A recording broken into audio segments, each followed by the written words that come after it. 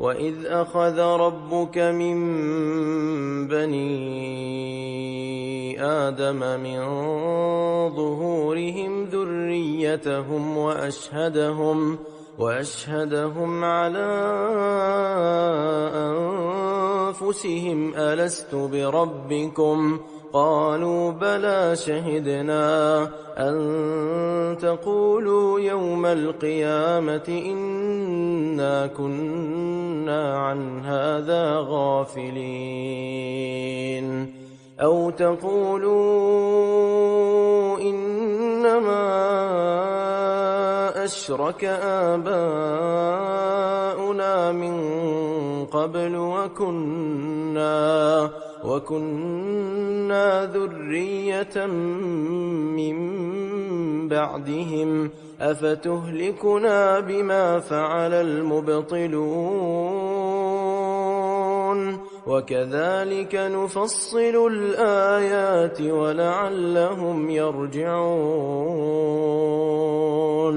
واتل عليهم نبأ الذي آتيناه آياتنا فانسلخ منها فأتبعه الشيطان فكان من الغاوين ولو شئنا لرفعناه بها ولكنه أخلد إلى الأرض واتبع هواه فمثله كمثل الكلب إن تحمل عليه يلهث أو تتركه يلهث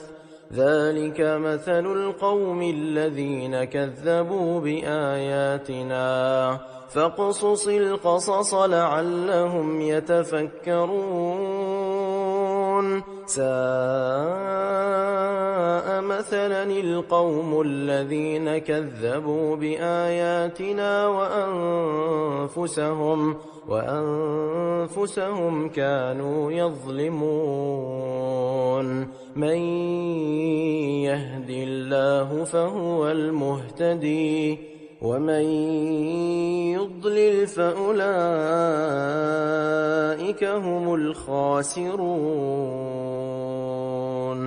ولقد ذرأنا لجهنم كثيرا من الجن والإنس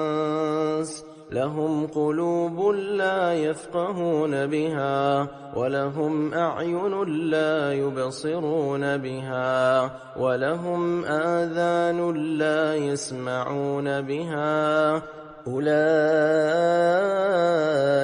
كالأنعام بل هم أضل أولئك هم الغافلون ولله الأسماء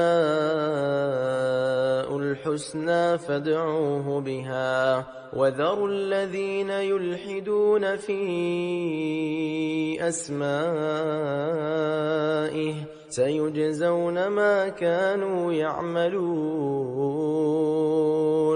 وممن خلقنا